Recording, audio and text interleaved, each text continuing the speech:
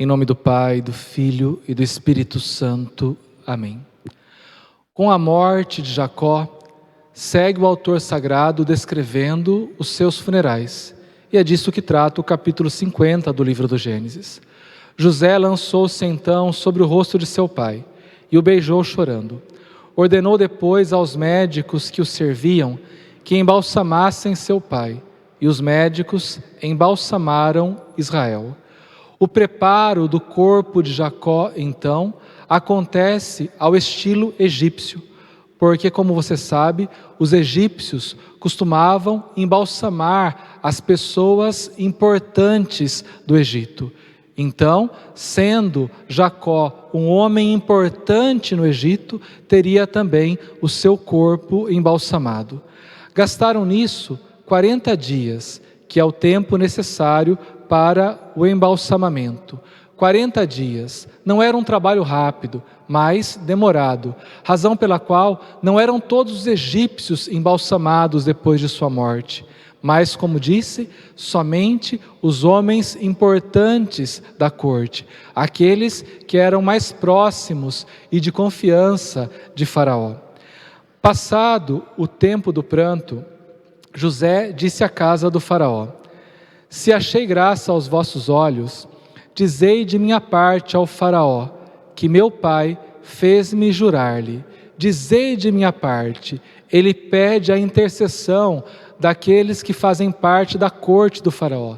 Nem precisaria, porque ele era o segundo homem do Egito, o governador do Egito, mas quer contar com o favor dos egípcios naquilo que vai realizar. Eu vou morrer, foi o que disse Jacó a ele. Tu me enterrarás no túmulo que adquiri na terra de Canaã. Permite-me, pois, subir e enterrar meu pai. Depois voltarei. O que ele pede é isso, para poder ir até Canaã para enterrar seu pai. E é nesta intenção que os homens da corte de Faraó intercedem em seu favor. O faraó respondeu: vai sepultar teu pai, como ele te fez jurar. José partiu para sepultar seu pai.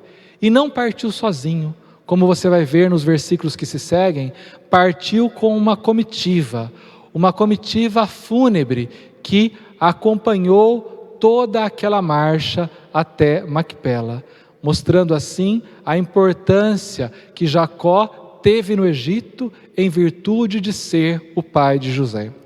Todos os servos do faraó, os anciãos de sua casa e todos os anciãos do Egito, toda a casa de José, seus irmãos e a casa de seu pai o seguiram.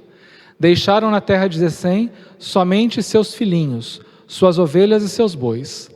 Carros e cavaleiros acompanhavam-no, de sorte que a caravana era muito grande. Carros e cavaleiros. A força militar do Egito, então, também acompanhou esta caravana. Chegando à eira de Atade, além do Jordão, fizeram uma grande e solene lamentação. E José celebrou em honra de seu pai um pranto de 7 dias.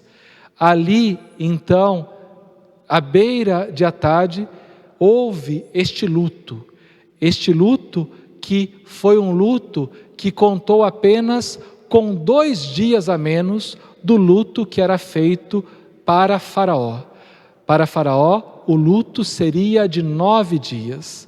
Para Jacó, foi um luto de 7 dias, mostrando assim a importância que este homem passou a ter no Egito. Teve um luto de apenas 2 dias a menos que Faraó, que o soberano do Egito, o soberano do mundo, naquele contexto em que estavam vivendo. Vendo esse pranto na eira de Atade, o povo daquela terra disse: grande pranto é esse dos egípcios. Daí o nome de Abel Mizraim, dado a esse lugar que está situado além do Jordão. Os filhos de Jacó fizeram, pois, o que ele lhes tinha ordenado. Levaram-no para Canaã e enterraram-no na caverna da terra de Macpela, que Abraão tinha comprado, juntamente com a propriedade de Efrom o Hiteu, de fronte de Mambré, para ter propriedade de uma sepultura. Então enterram Jacó, conforme ele pediu, no sepulcro patriarcal, isto é, na primeira propriedade que o povo escolhido de Deus teve na terra prometida, quando Abraão comprou esta caverna por título funerário. Então enterra ali Jacó num lugar que já pertence ao povo de Deus. Depois do enterro, José voltou para o Egito com seus irmãos e todos os que o tinham acompanhado nos funerais de seu pai. Os irmãos de José, vendo que seu pai morrera, disseram entre si: será que José nos tomará em aversão e irá vingar-se de todo o mal que lhe fizemos? Apesar da reconciliação já ter acontecido, quando José finalmente se revelou a eles, depois de tê-los posto à prova, eles ainda temem pelo mal que fizeram a José e não têm paz por isso. Ainda trazem o sentimento de culpa por terem vendido o irmão como escravo. Por isso, chegam a pensar desta forma e maquinam o que vão dizer a José, dizendo a ele que seu pai havia pedido para que perdoasse seus irmãos, como segue o texto no versículo 16. Mandaram, pois, dizer-lhe: antes de morrer, teu pai recomendou-nos que te pedíssemos perdão do crime que teus irmãos cometeram, de seu pecado, de todo o mal que te fizeram. Ou seja, dizem a José que o pai recomendou que perdoasse os irmãos. Não pelos méritos dos irmãos é que eles se apresentam a José, isto é, não pelos méritos próprios, porque haja merecimento de sua parte em receber o perdão, mas porque o pai pediu para que ele assim o fizesse. Então dizem a José que Jacó, o pai, recomendou o perdão para que entre eles se restabelecesse de vez a fraternidade, vivessem de fato unidos. Perdoa, pois, agora esse crime àqueles que servem o Deus de teu pai. Perdoa o crime daqueles que servem a Deus, isto é, daqueles que agora se tornaram homens religiosos, depois de terem feito o mal, vendendo José como escravo. Agora são homens tementes a Deus. Então apelam para o senso religioso de José ao pedir-lhe o perdão. Ouvindo isso, José chorou. Chorou por quê? Chora pela preocupação e medo dos irmãos, que acham que ele é capaz de guardar rancor. Chora porque os irmãos não confiam plenamente no perdão que ele lhes deu. Seus irmãos vieram jogar-se aos seus pés, dizendo: somos seus escravos. Mais uma vez, o cumprimento dos sonhos. Jogaram-se aos seus pés, estiveram prostrados aos seus pés. José disse-lhes: não temais, não temais, um oráculo de salvação, como já disse em outros momentos. Não tenhais medo, não temais. Posso eu pôr-me no lugar de Deus? É um oráculo de salvação por quê? Não porque simplesmente José o proferiu, mas porque Deus controla o curso da história. E o que aconteceu, segundo a interpretação que José vai dar, foi conforme os desígnios de Deus, para o bem de todo o seu povo. Posso eu pôr-me no lugar de Deus? Vossa intenção era de fazer-me um mal, mas Deus tirou daí um bem. Era para fazer como acontece hoje, com que se conservasse a vida a um grande povo. Então, José faz novamente esta interpretação teológica do que aconteceu. Houve a intervenção de Deus para preservar o povo de Israel, o povo que ele escolheu para si. Deus controla o curso da história.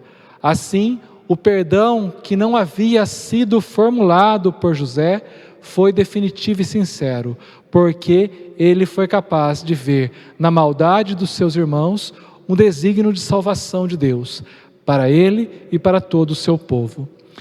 Não temais, pois, eu vos sustentarei, a vós e a vossos filhos. Essas palavras lhes foram direto ao coração e reconfortaram-nos. José habitou no Egito, e também a família de seu pai. Viveu 110 anos. Viu os descendentes de Efraim até a 3ª geração. Igualmente, os filhos de Maquir, filho de Manassés, vieram à luz sobre os joelhos de José. Lembre-se, sobre os joelhos. Então, ele teve um gesto de adoção dos netos, assim como Jacó também adotou Efraim e Manassés. Um gesto de adoção, como se fossem filhos seus, para de alguma forma privilegiá-lo, na divisão da herança. Isso significa nascer sobre os joelhos, um gesto legal que simboliza a adoção. José disse a seus irmãos: vou morrer, mas Deus vos visitará seguramente e vos fará subir desta terra para a terra que jurou dar a Abraão, Isaque e Jacó. Lembre-se, José era capaz de fazer a leitura não apenas de sonhos, mas fez a leitura do passado, ou seja, fui vendido como escravo para poder trazer a salvação ao nosso povo. E agora faz a leitura do futuro, isto é, Deus vos fará subir desta terra para a terra que jurou dar a Abraão, Isaque e Jacó. Aqui então há como que uma profecia do Êxodo proferida por José. Assim, liga-se a história patriarcal à história da libertação, do próximo livro que nós estaremos meditando, que é o livro do Êxodo. E José fez que os filhos de Israel jurassem: quando Deus vos visitar, disse ele, levareis daqui os meus ossos. José morreu com a idade de 110 anos. Foi embalsamado, então, tratado com toda a dignidade de alguém poderoso no Egito e depositado num sarcófago no Egito, até o momento oportuno de seus restos mortais serem levados de volta para a terra prometida. Qual a conclusão simples que podemos tirar depois de refletir sobre todo o livro do Gênesis? Que a partir de Abraão, Jacó e José, o bem começa a triunfar novamente. E começa a triunfar de que forma? Pela reconciliação. Abraão reconciliou-se com Ló. Jacó reconciliou-se com Esaú. E José reconciliou-se com seus irmãos. Então, é pelo caminho do perdão que o bem começa a triunfar. Tendo concluído a leitura do livro do Gênesis, peço a você que se prepare para a nossa próxima aula, fazendo a leitura do capítulo 1 do livro do Êxodo.